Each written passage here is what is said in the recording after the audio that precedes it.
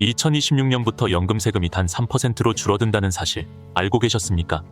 이 놀라운 변화를 모르면 수백만 원의 세금을 더 내게 될지도 모릅니다. 대부분의 중장년층은 연금 수령 시 나이에 따라 세금이 달라진다고 알고 계실 겁니다. 실제로 지금까지는 만 55세부터 69세까지는 5%, 70세부터 79세까지는 4%, 그리고 80세 이상부터 3%의 연금 소득세가 적용되어 왔습니다. 하지만 2026년 이 모든 상식이 뒤바뀌는 중요한 정책 변화가 예고되어 있습니다. 바로 사적연금을 종신형으로 수령할 경우 연령과 관계없이 일괄적으로 3%의 낮은 세율이 적용된다는 소식입니다. 이는 단순히 세금 몇 푼을 아끼는 것을 넘어 우리의 노후 자금 운용 전략 자체를 완전히 바꿔놓을 만한 중대한 변화입니다. 지금부터 이 변화의 핵심과 우리가 어떻게 이를 활용해야 할지 자세히 알아보겠습니다. 2026년 6월 5일 기준으로 발표된 정부 정책에 따르면 중장년층과 노년층의 삶의 질 향상을 위한 다양한 세금 혜택과 보조금 정책이 시행될 예정입니다. 그 중에서도 가장 주목해야 할 부분은 바로 연금과 퇴직소득에 대한 세제 혜택 강화입니다. 특히 사적연금, 즉 연금저축과 개인형 퇴직연금 IRP를 종신형으로 수령할 때의 세금 감면은 그야말로 파격적입니다. 기존에는 연금 수령 개시 연령에 따라 세금이 달라졌지만 2026년부터는 종신형으로 받기만 하면 나이에 상관없이 무조건 3%의 세금만 내게 됩니다. 이는 연금을 일찍 받기 시작하더라도 세금 부담이 크게 줄어든다는 의미이며 안정적인 노후 생활을 위한 중요한 발판이 될 것입니다. 그렇다면 이 3% 세금을 적용받기 위해 우리는 무엇을 준비해야 할까요?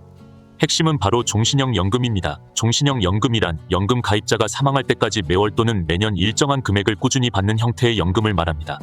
기존의 연금 수령 방식 중에는 정해진 기간 동안만 받는 확정기간형이나 일시금으로 받는 방식도 있었지만 2026년부터는 종신형 연금의 세제 혜택이 압도적으로 유리해지는 것입니다. 예를 들어 가정 예시로 연금저축에 5억 원을 모은 김영수 씨가 있다고 가정해봅시다.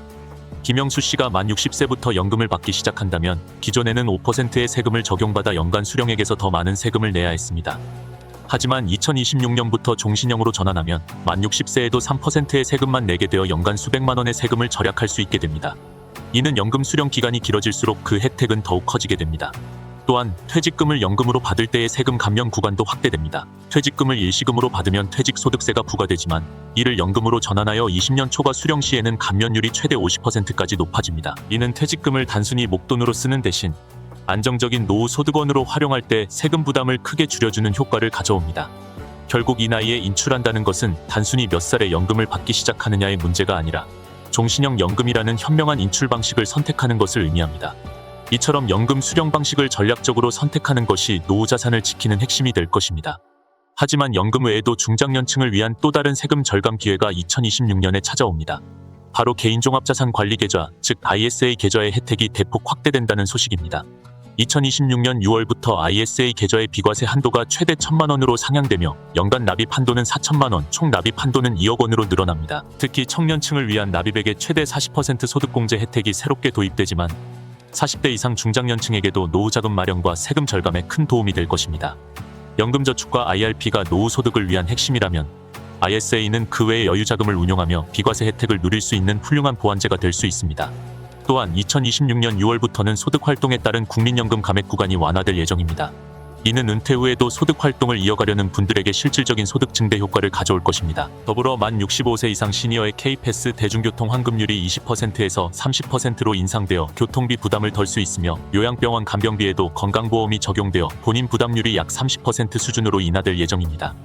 이 모든 정책들은 단순히 세금을 줄이는 것을 넘어 중장년층의 생활 전반에 걸쳐 경제적 부담을 덜어주고 삶의 질을 향상시키는 데 기여할 것입니다. 이 모든 변화를 종합하여 우리는 어떻게 2026년을 현명하게 맞이할 수 있을까요? 2026년은 중장년층에게 노후 자산을 더욱 단단하게 만들 수 있는 절호의 기회가 될 것입니다. 핵심은 사적연금을 종신형으로 수령하여 3%의 낮은 세금을 적용받는 전략입니다. 이는 단순히 세금을 아끼는 것을 넘어 평생 안정적인 소득을 확보하는 가장 확실한 방법이 될 것입니다. 오늘 당장 나의 연금 계좌를 확인해보고 내가 가입한 연금 상품이 종신형 연금 전환이 가능한지, 그리고 2026년 정책 변화에 맞춰 어떻게 운용 계획을 수정해야 할지 전문가와 상담해보는 것이 첫걸음이 될 것입니다.